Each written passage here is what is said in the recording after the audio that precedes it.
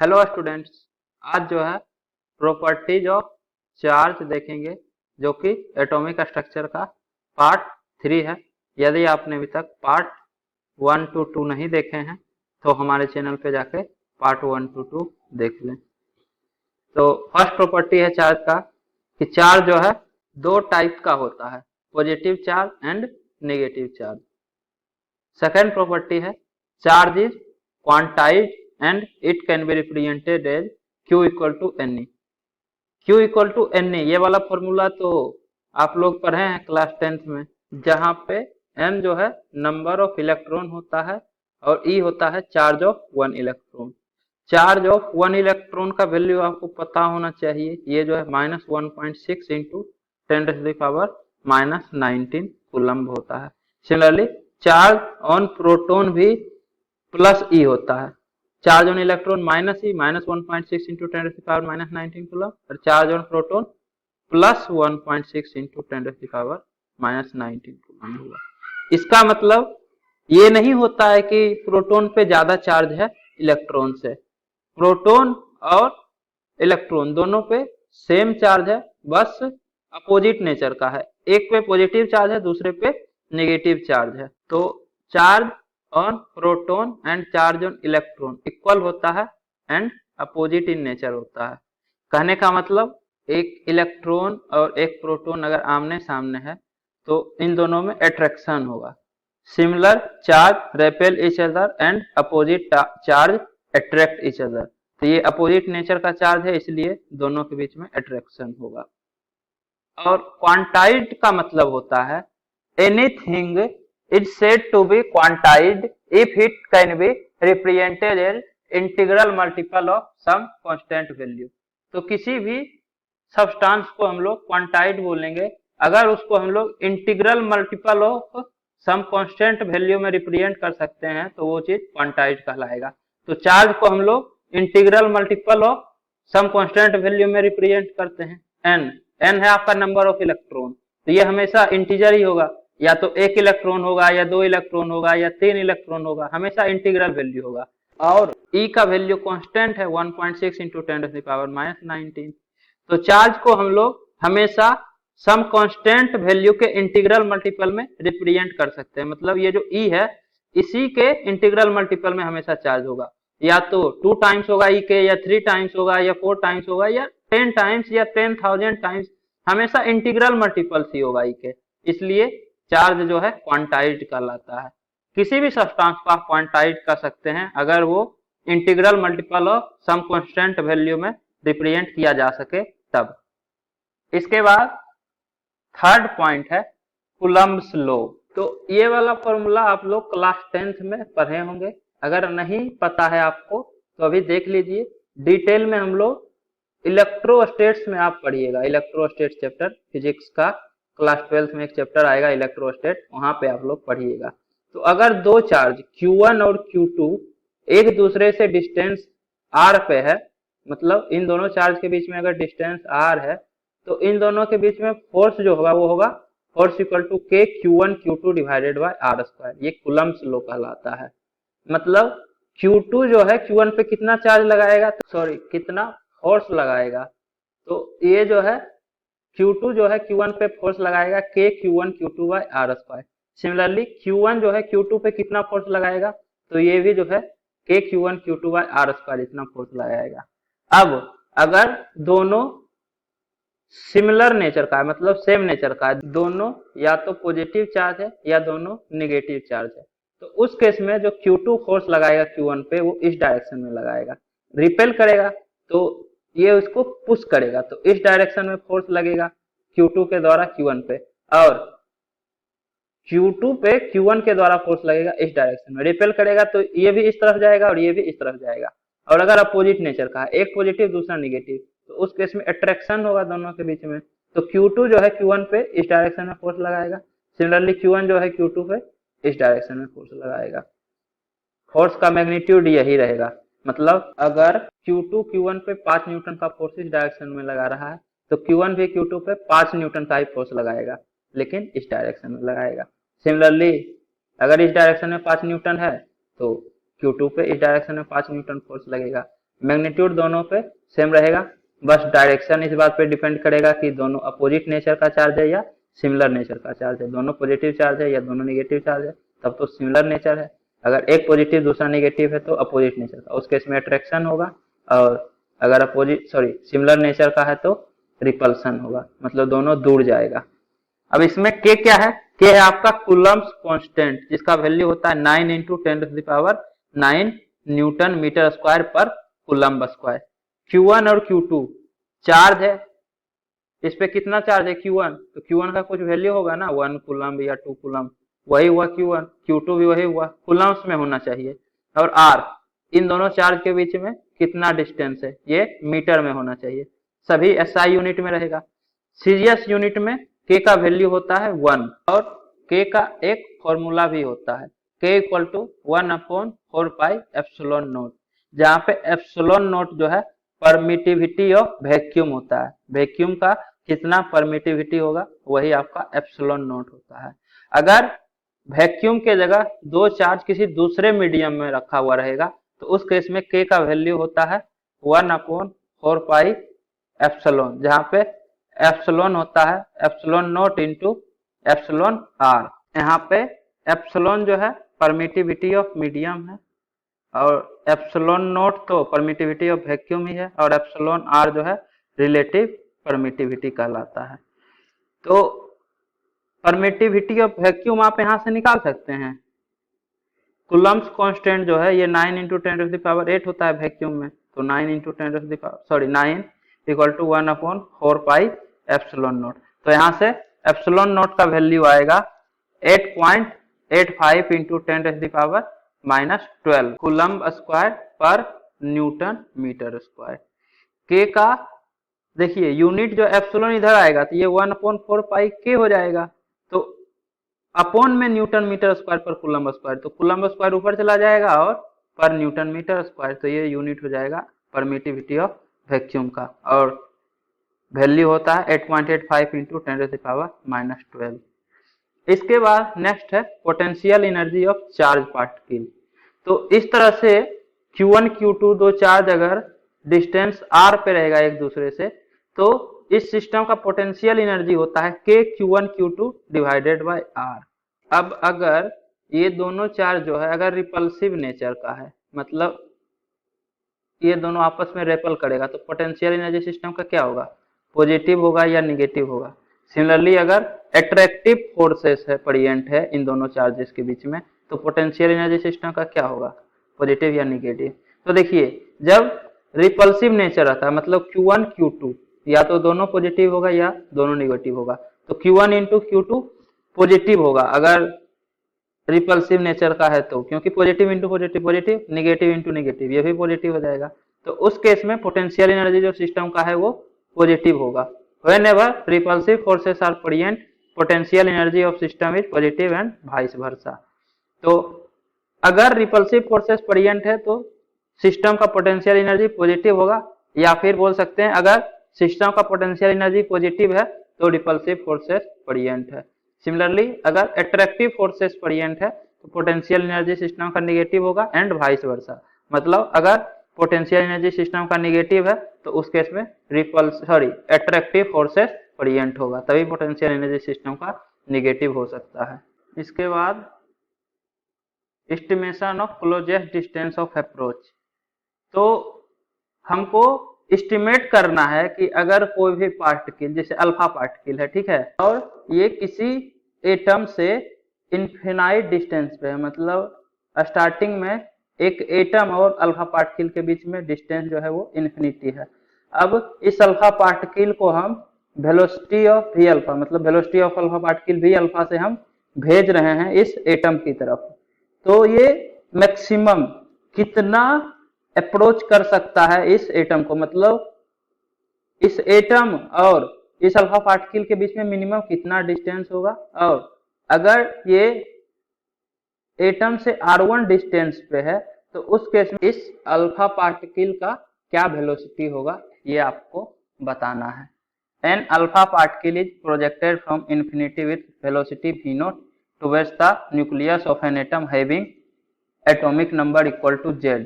तो एक एटम की तरफ हम अल्फा पार्टिकल्स को भेज रहे हैं, इन्फिनिटी डिस्टेंस है जिसका कि एटॉमिक नंबर z दिया हुआ है। तो आपको बताना है closest distance of approach r, मतलब कितना अप्रोच ये जा सकता है अल्फा पार्टिकल्स। और दूसरा what is the velocity of alpha particle at the distance r1 from the nucleus. तो अगर न्यूक्लियस से r1 डिस्टेंस पे अल्फा पार्टिकल्स रहेगा तो इसका क्या वेलोसिटी होगा।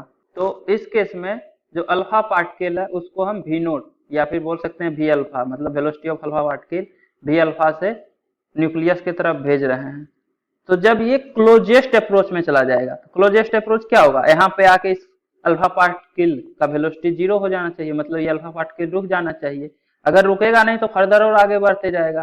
तो फाइनल कंडीशन में वेलोसिटी 0 होना चाहिए और इनिशियल कंडीशन में वेलोसिटी जो है v अल्फा है। तो अब क्या कीजिए, एनर्जी कंजर्वेशन लगा दीजिए। तो total energy initial equal to total energy final. Total energy आपका क्या होगा, potential energy plus kinetic energy. तो kinetic energy initial plus potential energy initial equal to kinetic energy final plus potential energy final. और आपको पता है कि alpha particle जो होता है ये हीलियम 2+ आयन होता है, मतलब इस पे चार्ज कितना होगा 2e के इक्वल होगा, प्लस में 2e। तो Q इक्वल टू होगा 2e, मतलब Q1 जो हो गया वो 2e हो गया। अब सेकेंड एटॉमिक नंबर Z है, ये जो एटॉमिक नंबर Z का न्यूक्लियस है ना, to base the nucleus of an atom having atomic number equal to Z। तो अगर एटॉमिक नंबर Z है तो उस एटम के पास Z प्रोटॉन और Z न्यूट्रॉन होना चाहिए, और Z इलेक्ट्रॉन भी होता है, लेकिन उस एटम का न्यूक्लियस है, मतलब इलेक्ट्रॉन नहीं है आपके पास, सिर्फ प्रोटॉन और न्यूट्रॉन है। तो न्यूट्रॉन पे तो चार्ज होता नहीं है, एक प्रोटॉन पे चार्ज होता है E, आपके पास Z प्रोटॉन है तो ZE टोटल चार्ज होगा। तो Q2 है Z इंटू E। और अगर दो चार्ज Q1 Q2 एक दूसरे के डिस्टेंस r पे है तो पोटेंशियल एनर्जी क्या होता है, पोटेंशियल एनर्जी होता है K Q1 Q2 divided by r। Initially r जो है इन्फिनिटी है तो पोटेंशियल एनर्जी इनिशियल 0 हो जाएगा, क्योंकि इन्फिनिटी से आप डिवाइड कीजिएगा तो ये 0 हो जाएगा। फाइनल पोटेंशियल एनर्जी क्या हो जाएगा, फाइनल पोटेंशियल एनर्जी होगा K Q1 Q2 divided by r। मतलब यहाँ पे जब वो r डिस्टेंस पे रहेगा, यही r तो फाइंड आउट करना है, तो पोटेंशियल एनर्जी फाइनल होगा K Q1 Q2 bye r। Final kinetic energy क्या होगा, काइनेटिक एनर्जी इक्वल टू होता है हाफ m इंटू वेलोसिटी का स्क्वायर। फाइनली वेलोसिटी 0 है तो काइनेटिक एनर्जी फाइनल जो है वो 0 हो जाएगा। और इनिशियल काइनेटिक एनर्जी कितना है, इनिशियल काइनेटिक एनर्जी है half mass into velocity square. Mass है आपका m alpha, mass of alpha particle m alpha माने है, वेलोसिटी है v अल्फा, तो v अल्फा का स्क्वायर। ये काइनेटिक एनर्जी इनिशियल है। इनिशियल काइनेटिक एनर्जी इतना है, पोटेंशियल एनर्जी इनिशियल 0 है, काइनेटिक एनर्जी फाइनल 0 है और potential energy final K Q1 Q2 bye r है। तो यहाँ से kinetic energy initial plus potential energy initial तो 0 है, काइनेटिक एनर्जी फाइनल भी 0 हो गया। जब हमको ये क्लोजेस्ट डिस्टेंस निकालना है r तो यहाँ पे वेलोसिटी 0 होना चाहिए, तो काइनेटिक एनर्जी फाइनल 0 हो गया प्लस पोटेंशियल एनर्जी फाइनल, तो ये भी है K Q1 Q2 bye r। तो काइनेटिक एनर्जी इनिशियल हो गया half m mass of alpha particle m alpha, velocity हो गया v अल्फा का square equal to K Q1, Q1 है 2e, Q1 equal to 2e है और Q2 equal to Z into E है, तो Q1 Q2 divided by r। तो यहाँ से r का वैल्यू आ जाएगा 2 इधर चला जाएगा तो 4k ZE square, E into E 4k ZE square हो जाएगा divided by m alpha v alpha square. तो यहाँ से आप r का वैल्यू निकाल सकते हैं कि मैक्सिमम कितना नजदीक अल्फा पार्टिकल आ सकता है, किसी भी एटॉमिक नंबर Z का न्यूक्लियस अगर प्रेजेंट है तो उससे कितना नजदीक आ सकता है r। और अगर r1 डिस्टेंस पे है अल्फा पार्टिकल न्यूक्लियस से तो उस केस में वेलोसिटी क्या होगा, तो अगर r1 डिस्टेंस पे है तो इनिशियल तो पोटेंशियल एनर्जी 0 ही होगा क्योंकि इन्फिनिटी डिस्टेंस पे है, काइनेटिक एनर्जी होगा half m alpha v alpha square. और यहाँ पे मान लीजिए कि वेलोसिटी v है तो काइनेटिक एनर्जी फाइनल हो जाएगा half m alpha into v square और पोटेंशियल एनर्जी फाइनल होगा K Q1 Q2 divided bye r1 square. तो यहाँ से काइनेटिक एनर्जी फाइनल जो है इसको आपको half m alpha v square लिखना पड़ेगा और पोटेंशियल एनर्जी फाइनल जो है इसको लिखना पड़ेगा K Q1 Q2 divided bye R1। Q1 2E है और Q2 ZE है, डिवाइडेड बाय R, ये पोटेंशियल एनर्जी फाइनल हो जाएगा R1 और plus half m alpha v square. तो वी अल्फा एम अल्फा तो पता ही है, वी अल्फा दिया हुआ होगा कि इनिशियल कितना वेलोसिटी से अल्फा पार्टिकल चला है न्यूक्लियस की तरफ, और R1 भी पता होगा कि कितना डिस्टेंस से वेलोसिटी निकालना है, तो R1 भी पता है, Q1 Q2 पता ही है, K पता है, हाफ एम अल्फा पता है, तो R1 डिस्टेंस पे कितना वेलोसिटी होगा ये तो आप बता ही सकते हैं, सारा कुछ पता है, यहाँ से half m alpha v square से भी बता सकते हैं कि R1 डिस्टेंस पे अल्फा पार्टिकल का क्या वेलोसिटी होगा एनर्जी कंजर्वेशन से ही। और वो पॉइंट जहाँ पे कि वेलोसिटी जीरो हो जाएगा, मतलब इस न्यूक्लियस के कितना नजदीक अल्फा पार्टिकल आ सकता है। यहाँ पे वेलोसिटी जीरो हुआ तो इसके बाद फर्दर ये आगे बढ़ेगा ही नहीं, क्योंकि रुक गया यहाँ पे आके, तो वो आर का वैल्यू यहाँ से आ जाएगा। और आर जो है इनवर्सली प्रोपोर्शनल होता है वेलोसिटी ऑफ अल्फा स्क्वायर के, मतलब जितना ज्यादा वेलोसिटी से आप भेजिएगा उतना ही कम वैल्यू आएगा आर का, मतलब उतना ही नजदीक ये न्यूक्लियस के चला जाएगा। ऐसे भी आप सोच सकते हैं जितना स्पीड से आएगा उतना तेजी से ये इस तरफ जाएगा, ये रेपल तो करेगा, रेपल करेगा तो इसका वेलोसिटी को कम करते जाएगा, लेकिन जितना ज्यादा स्पीड से आप भेजिएगा उतना नजदीक जाके इसका वेलोसिटी जीरो होगा। तो इसीलिए जो ये डिस्टेंस है ये इनवर्सली प्रोपोर्शनल होता है वेलोसिटी ऑफ अल्फा स्क्वायर के, जितना ज्यादा स्पीड उतना कम डिस्टेंस होगा इस न्यूक्लियस और अल्फा पार्टिकल्स के बीच में, मतलब उतना ज्यादा नजदीक जाके ये अल्फा पार्टिकल्स स्टॉप करेगा, मतलब वेलोसिटी वहां पे जीरो होगा। ये सोच भी सकते हैं आप इस तरह से। इसके बाद आर निकालने के लिए आपको के का वैल्यू एसआई यूनिट में लिखना पड़ेगा, तो ये तो हो जाएगा 9 × 10⁻⁹ न्यूटन मीटर स्क्वायर पर कूलम्ब स्क्वायर। जेड तो एटॉमिक नंबर होता है, ये 5 10 कुछ भी हो सकता है, कौन सा एटम है उसके according. M mass of alpha particles 4 AMU होता है, हीलियम 2 प्लस आयन है तो, लेकिन एसआई यूनिट में आपको केजी में कन्वर्ट करना पड़ेगा। तो 4 AMU 1 AMU equal to 1/Na gram होता है, तो 4 AMU इक्वल टू 4/Na ग्राम होगा, और ग्राम को किलोग्राम में कन्वर्ट करने के लिए 10⁻³ से मल्टीप्लाई करना पड़ेगा, तो 4/Na × 10⁻³ kg। तो मास ऑफ अल्फा पार्टिकल्स ये हो जाएगा। ई जो है चार्ज ऑन इलेक्ट्रॉन या चार्ज ऑन प्रोटॉन होता है 1.6 × 10⁻⁻19 कूलम, और वी नोट या फिर वी अल्फा मतलब कितना वेलोसिटी से अल्फा पार्टिकल्स को आप भेज रहे हैं, तो ये मीटर पर सेकंड में होना चाहिए एसआई यूनिट, या फिर अगर मीटर पर सेकंड में नहीं रहेगा तो आपको मीटर पर सेकंड में कन्वर्ट करके यहाँ पे रखना पड़ेगा। तो आर जो आएगा वो आपका मीटर में आएगा। इसके बाद रेडियस ऑफ न्यूक्लियस जो होता है वो लगभग 10⁻⁻13 सेंटीमीटर होता है, मतलब जैसे कोई एटम है तो ये न्यूक्लियस होगा और ये एटम है, तो इस न्यूक्लियस का जो रेडियस होता है ये 10⁻⁻13 सेंटीमीटर होता है। समझ सकते हैं आप कितना छोटा रहता है न्यूक्लियस, 10⁻⁻13 सेंटीमीटर, या फिर आप बोल सकते हैं 10⁻⁻15 मीटर। और रेडियस ऑफ एटम होता है 10⁻⁻8 सेंटीमीटर। ये जो एटम है इसका रेडियस होता है 10⁻⁻8 सेंटीमीटर।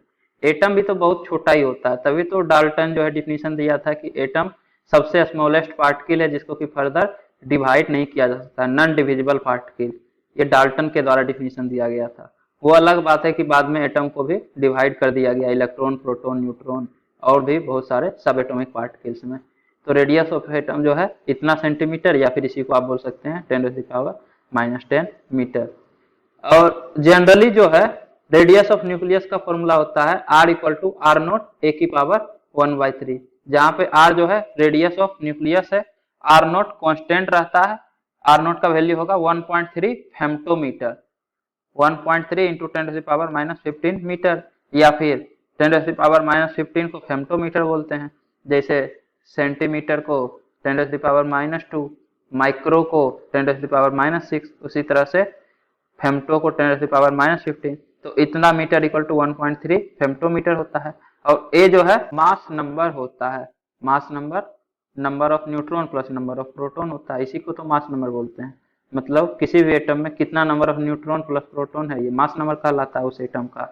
तो आप इस फॉर्मूला से भी रेडियस ऑफ न्यूक्लियस निकाल सकते हैं किसी भी एटम का, r0 a की पावर 1/3। तो उम्मीद करता हूं कि आपको ये वीडियो पसंद आई होगी। यदि आपको ये वीडियो पसंद आई है तो इसे लाइक करें, कमेंट करें और अपने दोस्तों के बीच शेयर करना ना भूलें। Thank you.